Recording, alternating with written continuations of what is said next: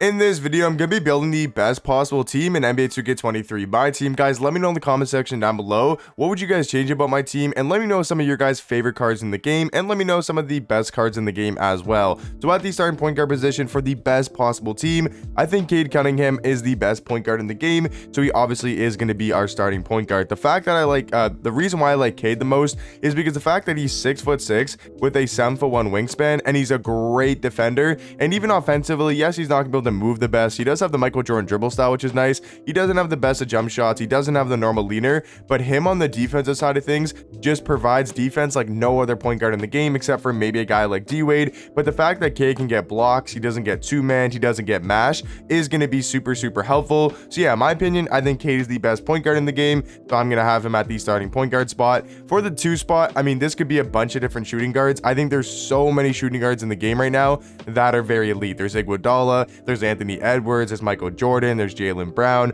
I'm sure there's even a couple names I'm missing out of those guys, but Iguodala I do think is probably the best shooting guard in the game. Obviously there's Jimmy Butler, but for this squad I'm only allowed to have one of the Galaxy Opal players because that's how many are obtainable right now. So Iguodala is going to be a shooting guard small forward, 6'6" with a 6'11" wingspan, and he is just going to give us some amazing defense. I mean, 95 perimeter, 95 lateral quickness with a 95 steal as well. I would say the meta of the game right now is having great defenders but also being super tall and that can all drive to the basket. So if we look at our 1-2 combo, like they're both 6'6", they both can play amazing defense, and they're both really good at going to the basket, and that's going to be pretty much the same thing with our small forward, but we're going to get a little bit more offense, and that is going to be Scottie Pippen. Surprisingly enough this year, guys, Scottie Pippen is actually a better offensive card than he is defensively. I think you can make that argument that this card is actually a better offensive card than defensively. Obviously these stats are amazing: 84 interior defense, 97 perimeter, 97 lateral with a 96 steal as well. But for some reason Scottie Pippen,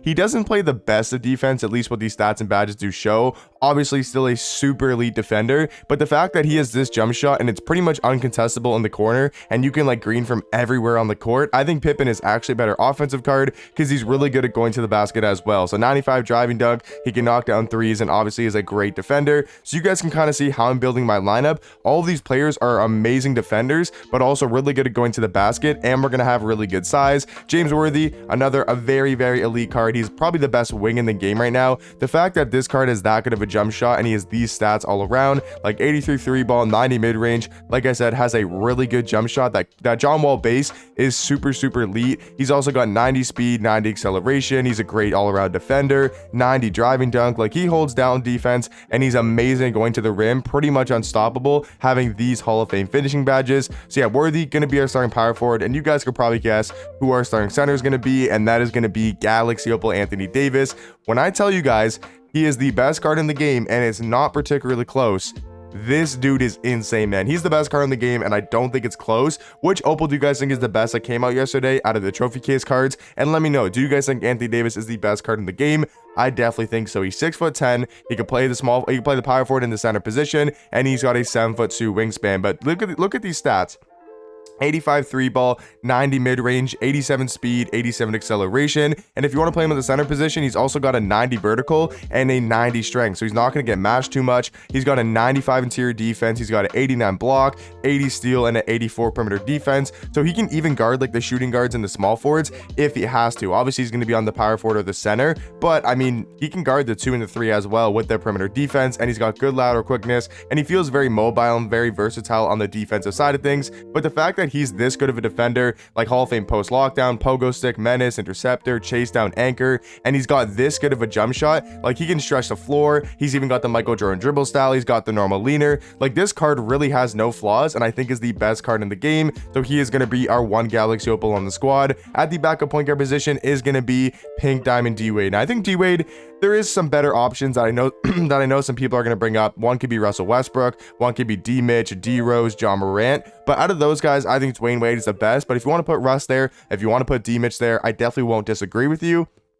I just like a guy like D-Wade a little bit more, and simply for the fact that he's really tall for a point, not really tall, but he's got a good height, good wingspan for the point guard position, but he's an amazing defender, and these stats are insane, like 86 3 ball, 93 mid-range, 96 speed, 96 acceleration. Like, these stats are all in the upper 90s for the important stats. So D-Wade going to be the second best point guard in my opinion, and it's going to give us really good defense, and he's very good at going to the basket. At the shooting guard position, I'm gonna go with Anthony Edwards. This might be a surprise to a lot of people, but I think this Ant card is super elite, and he's gonna give us really good size off the bench. He's 6'5", or yeah, he's 6'5", but he's got a really good player model in game. Like, this card looks 6'6", looks 6'7". Like, that's how tall he looks in game, and he's just a great all-around card. And once again, he's a good defender, and he's very good at going to the basket. He's got a 93 ball, 93 mid-range, 93 speed. Like, this card is super elite on offense, and definitely is going to be a solid defender as well. Now, for a backup small forward, there's a couple different guys you could go with. If you want to go for more of an offensive route, you can go Jason Tatum, who I'm going to go with. If you want to go for more defense,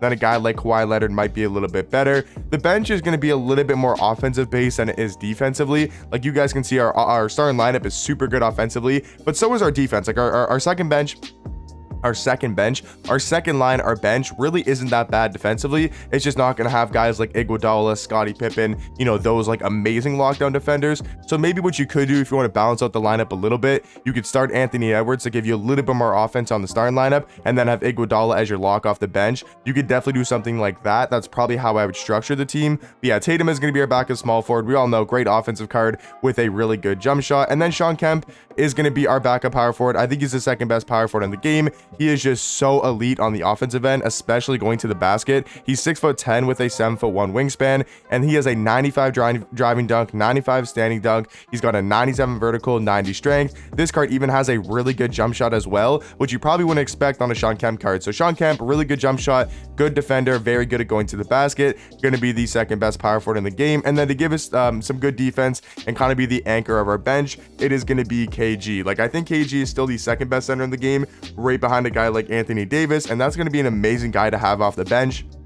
He's 6'11" with a 7'2" wingspan, and is going to give you amazing defense, 95 interior with a 92 block. He can even knock down threes, and we all know KG. We all know what he can do on the court. Going to be one of the best centers in the game. So yeah, guys, this is going to be my best possible team in the game right now. Let me know in the comment section down below. Like I said, what would you guys change about it? And let me know some of the best cards in the game in your guys' opinions, and I'll catch you guys in the next one. Peace.